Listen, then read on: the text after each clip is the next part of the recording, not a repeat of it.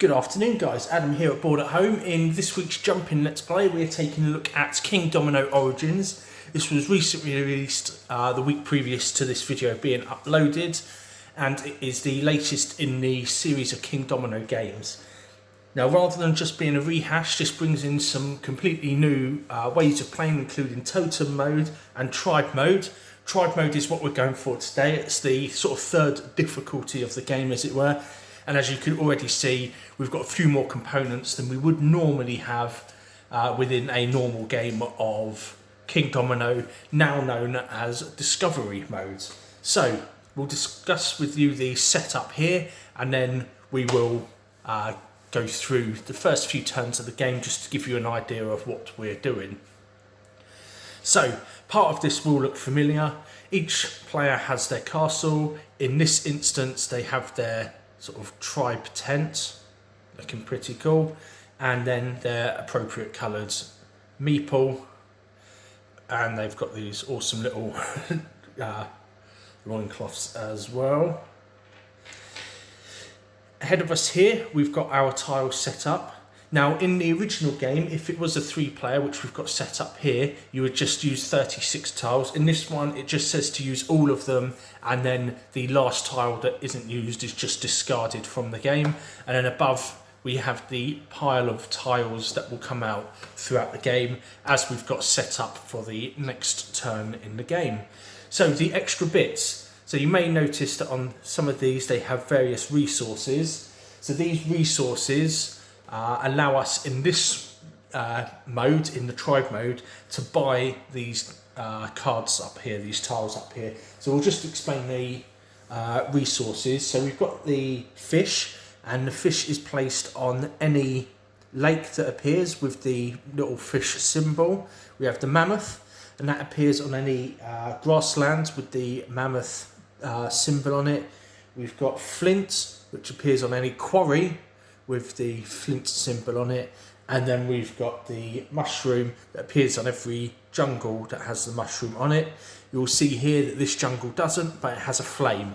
So flames. In this game, flames replace crowns in the original version and function in very much the same way. So you'll multiply the amount of flames that you have in any connected territory by the amount of matching tiles in that territory. However, we can also get extra flames, extra fire from volcanoes. So this is a new terrain type, and the volcanoes will either have 1, 2 or 3 flames coming from them. You can see here we've got the one with 3 coming out of it, which means that we would use that tile. Now, depending on what volcano there is, will depend on what one of these you end up picking up.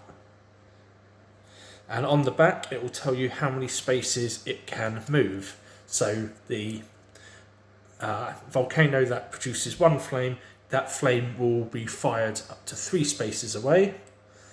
The volcano that produces 2 will move up to 2 away. And the one that produces 3 will move up to 1 away.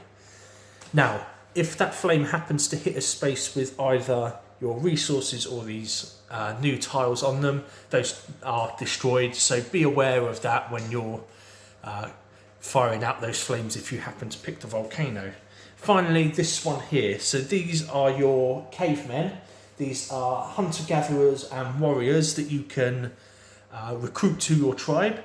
And the way that you do that is along the bottom here, you have a combination of resources. You can pay any 2 resources that you happen to have within your sort of tribal area to then recruit one of these. If you do, it gets placed on any tile that you have, but there are some restrictions, but we will discuss those as and when we do that. Or you can pay 1 of each to take whatever the top piece is here.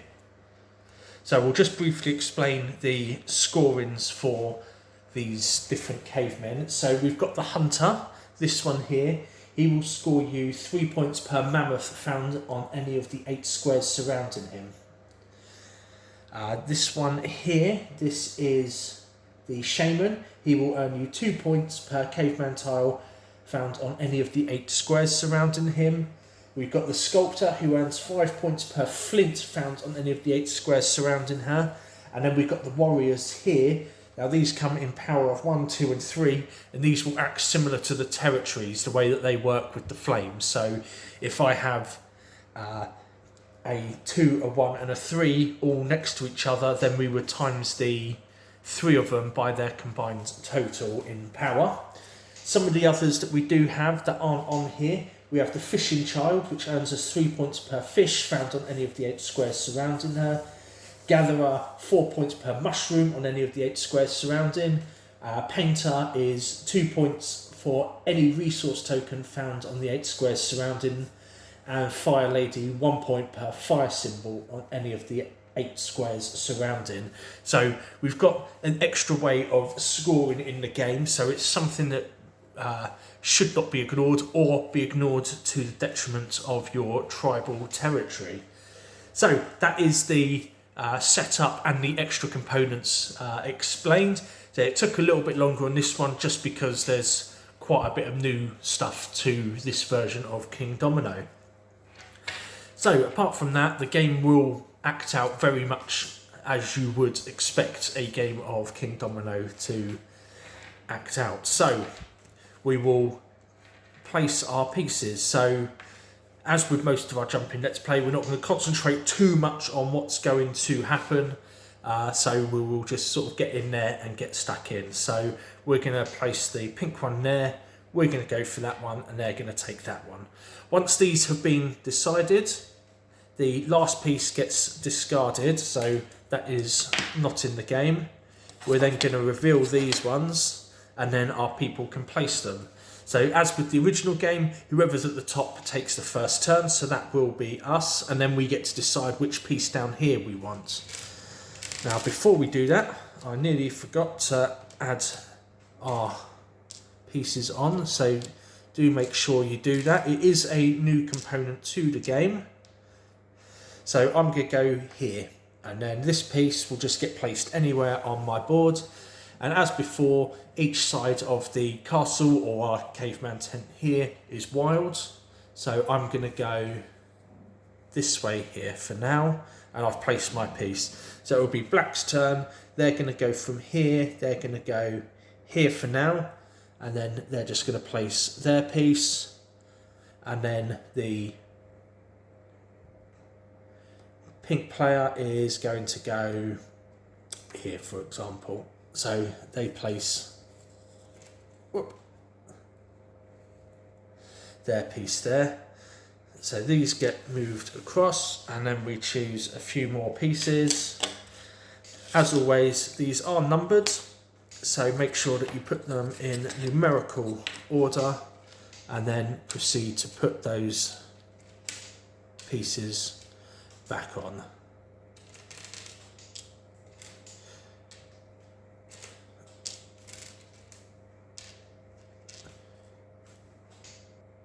Okay, so next round of the game, this piece is discarded as no one chose it. So we've got the blue player going again, and then they're going to go, let's say here, and then we're going to place this piece in. So we've got our piece there. Then our player here is going to go here, so he is going all in on that forest. And then finally we've got our pink, and that will go up here, and it's going to place this piece. So now it's got a volcano, so it's going to spew 2 lava somewhere, and that will be 2 spaces away. Okay, so it can move up to 2. It can't land on one that's already got a fire symbol or another fire token, so it's going to land on one of these 2. So what it's going to do, it's going to land on this one, but because it's landed on this one here, it is going to destroy the resource there. But the player, the pink player, is going to get a higher score potentially towards the end of the game. So these pieces get moved over. We take the next 4,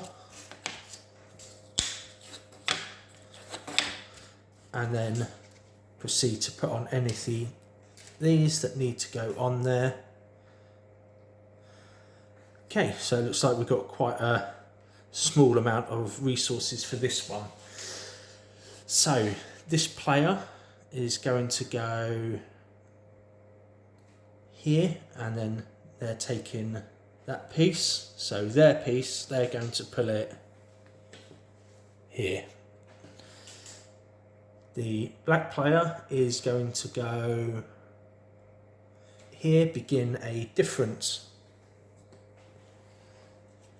territory, and then we will go here. So this piece will be placed here. Now what we can do once we've chosen our domino is we can spend these resources to buy pieces up here. So we can take a look through and just see what we've got. So this one here, for example, we might want to buy this one because it's giving us 3 for every mammoth surrounding it. So if we spent, say, this one and this one, for example, so we spend those, and we're going to take this and we're going to place this on here. Now the placement for these will be similar to the placement for the flames, so it can't go on something that's already got the flame symbol or flame token, and it can't go on one that's got a resource on it. So that piece, as before, is discarded, and these are moved over, and then we proceed to draw our next 4 pieces.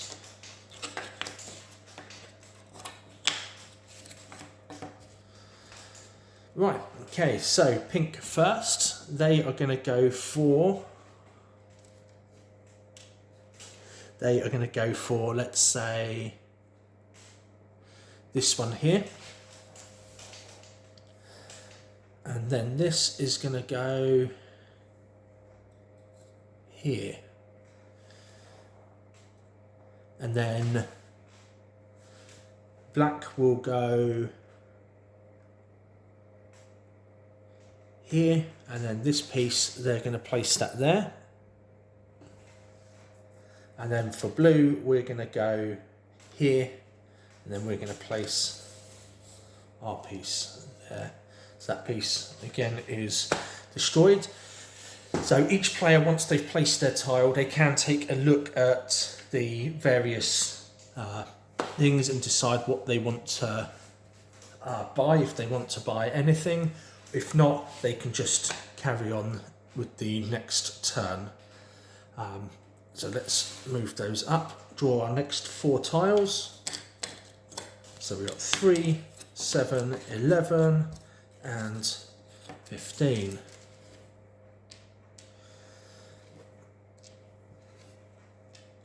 There we go. So black for first, so they are going to go here.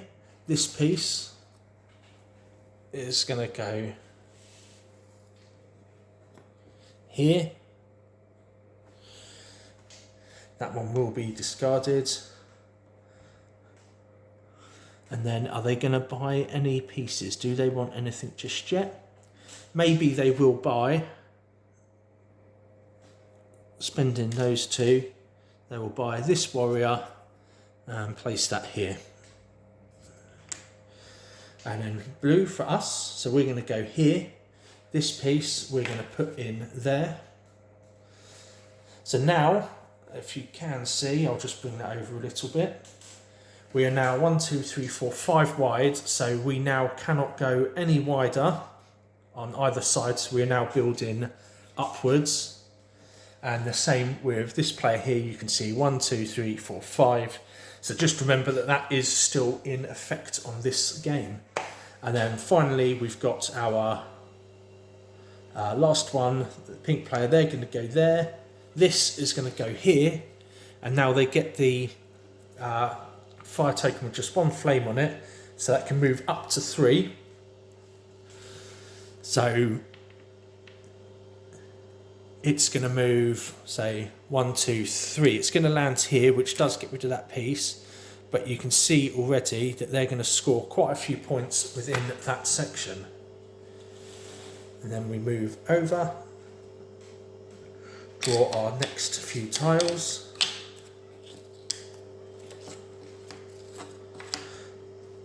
And then place any pieces on here that need to be placed. There we go. And then we'll carry on doing that until we've been through all of the tiles, including making sure that we discard that 4th tile for the 3-player game, spending our resources on these tiles, picking our tiles and building up our kingdom. They have given a handy little score pad here so that you can keep score. See, it's a bit more involved than the original version where you really just had territories which were spaces times by crowns. In this, obviously, you've got the various different territories. We then also have all the different cavemen that give you the different scoring, and then as well as the centre bonus and completing a full square bonus. So that is pretty much how the game is played.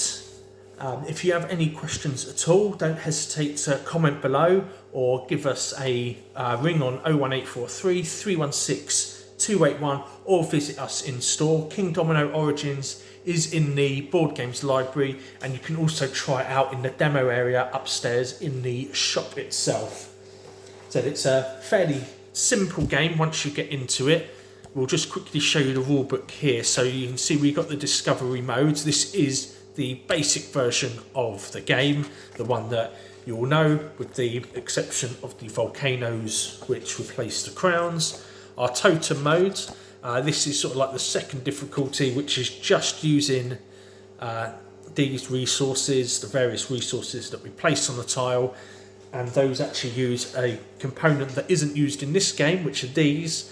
Basically you want the majority of resources at the end of the game, and then of course the tribe modes that we have been playing through there, as well as a couple of additional and optional rules if you so wish to play. So that's all for today, guys. I hope you enjoyed, and we'll see you in the boardroom.